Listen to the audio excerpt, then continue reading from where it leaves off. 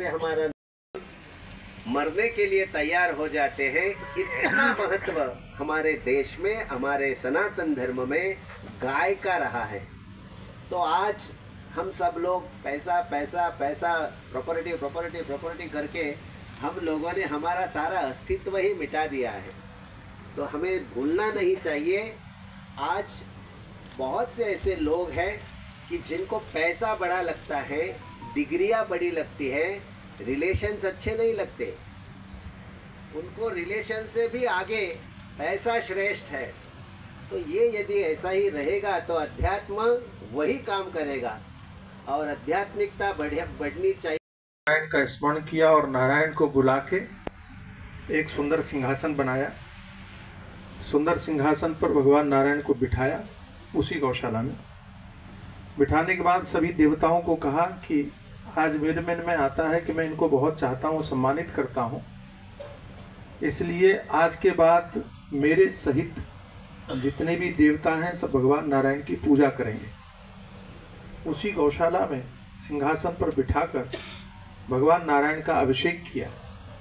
किसी ने भगवान शंकर से पूछा कि आपने नारायण को गौशाला में बिठाकर अभिषेक क्यों किया? तो भगवान शंकर ने कहा कि भगवान नारायण को हमने संसार के पालने की जिम्मेदारी दी है, पालन करने की, पालन शक्ति दी है, विश्व के पालन करता भगवान नारायण। तो कहा कि इनको पालन करने की जिम्मेदारी दी है और ये पालन करने का सामर्थ्य तभी प्राप्त कर सकते हैं जब गायों की कृपा इनके ऊपर होगी, गायों की सन्निधि इनको प्राप्त होगी। गौशाला में बैठकर भगवान नारायण वहाँ विराजमान हुए, तभी से उसका नाम गोलोक पड़ा।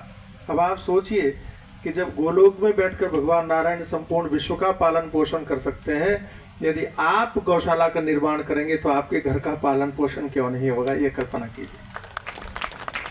गाय सर्वदेवमयी गवो कहते हैं, स्वामी जी भी बता ही रहे थे आपको कि नवग्रह आदि का दोष हो तो दूर होता है। अरे भाई, गाय में तो संपूर्ण देवताओं का निवास है। स्वामी जी भी कह रहे थे एक मंदिर एक गौशाला, बहुत बढ़िया बात की। और एक बात स्वामी जी ने हमसे कहा अभी कि हम ऐसा प्रयत्न कर रहे हैं कि व्यक्ति मंदिर जाए न जाए लेकिन गौशाला से जुड़े, गायों से जुड़े। मैंने स्वामी जी से निवेदन किया कि आप जो कार्य कर रहे हैं कि व्यक्ति मंदिर जाए न जाए, गाय से जुड़े, गौशाला में जाए, आप गायों के पास भेज करके तो धर्म के पास में भेज दे रहे हैं। वो मंदिर में जाना छोड़ ही नहीं सकता, वो अपने आप मंदिरों से जुड़ जाएगा, क्योंकि गायों के अंदर में तो सारे के सारे देवता निवास कर रहे हैं। वहां कोई ऐसा देवता नहीं है जो गाय में विराजमान नहीं है। आप आश्चर्य करेंगे, गोबर में लक्ष्मी का निवास है।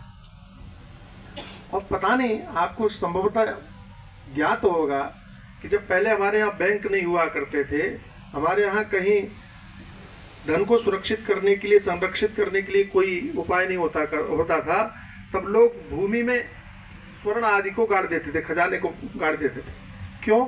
तब मुझे लगा कि पुराने जमाने में लोग गाय के गोबर से घर को लीपते थे, तो आपके घर में भी लक्ष्मी का निवास होता था। अब तो हमने वो गाय की गोबर की परंपरा समाप्त कर दी, पत्थर बुद्धि हमारी होती जा रही, घर भी पत्थर के हो गए, हम भी पत्थर के होते जा रहे।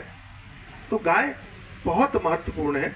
स्वामी जी ने नजर झाड़ने की बात की, श्रीमद् भागवत में तो स्पष्ट उल्लेख है कि जिस समय भगवान पूतना का संहार किए और पूतना का संहार करने के बाद में गोपियों ने देखा, दौड़ के गई, भगवान को उठा के लाई, तो उनके मन में भी आया हमारे लाला को नजर लग गई, तो नजर कैसे झाड़ना चाहिए।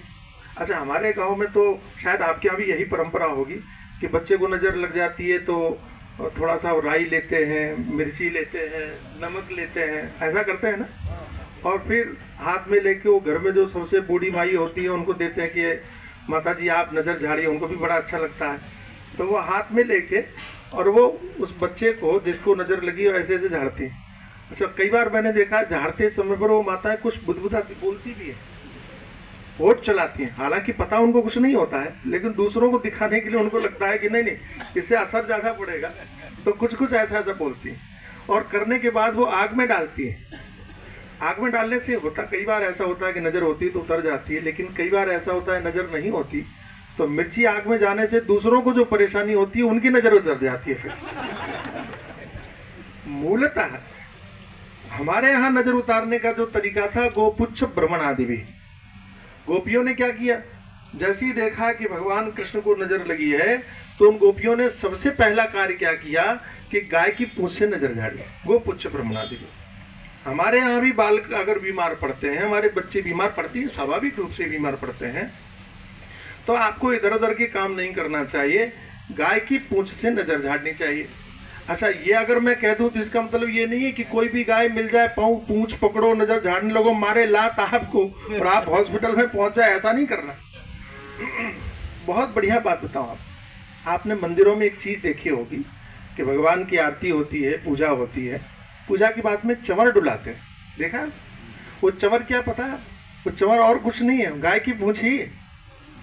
और मंदिरों में भगवान की पूजा के बाद जो चंवर डुलाते हैं, उस चंवर डुलाने के पीछे भावना यही है कि हमने जो भगवान का दिव्य श्रृंगार किया है, कहीं भगवान को नजर न लग जाए, इसीलिए उस चंवर से भगवान की नजर को उतारते हैं। जैसे उस चंवर से भगवान की नजर उतारी जाती है, ऐसे ही उस चंवर से अथवा गाय की पूंछ से अपने बच्चों की नजर उतारो। फिर कहा कि महाराज अगर फिर भी अधिक बीमार पड़े तो गोमूत्रेण स्नापयित्वा, आप अपने बच्चे को स्नान करवाओ तो उस जल में 2 बूंद गाय के गोमूत्र को डाल दीजिए, 2 बूंद, और फिर उस जल से अगर आप अपने बच्चों को स्नान करवाएंगे, बच्चे सारी बीमारी से दूर हो जाएंगे, ये श्रीमद् भागवतकार कहते हैं।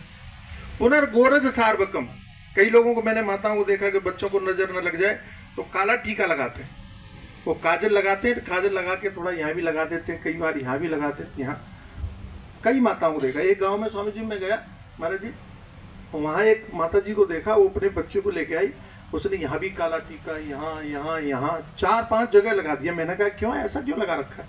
तो कहती बहुत नजर लगती है, बार बार बीमार पड़ता है, इसलिए मैंने 3-4 जगह लगा दी। मैंने कहा पूरे ही काजल पोत तो दिखेगा ही नहीं, अच्छे भले लड़के को जोकर बना के रखा हुआ है। तो कहने लगी स्वामी जी क्या करूं, बीमार ज्यादा पड़ता है, हमको समझ में नहीं आती, तो इसलिए हमने ये काजल लगा दिया। मैंने कहा भागवत अगर सुनोगी तो तुमको समझ में आएगा। श्रीमद् भागवत में लिखा है, यदि आपका बच्चा बार बार बीमार पड़ रहा है तो गाय, लेकिन देसी गाय, अपने भारत की गाय होनी चाहिए, वैदिक लक्षणा वाली गाय होनी चाहिए। ऐसी गाय के पाँव के नीचे की मिट्टी को अगर उठा के आप अपने बच्चे को प्रतिदिन तिलक लगाते हो तो बच्चे को कभी भी। Subscribe, share, like unique Goa, your channel.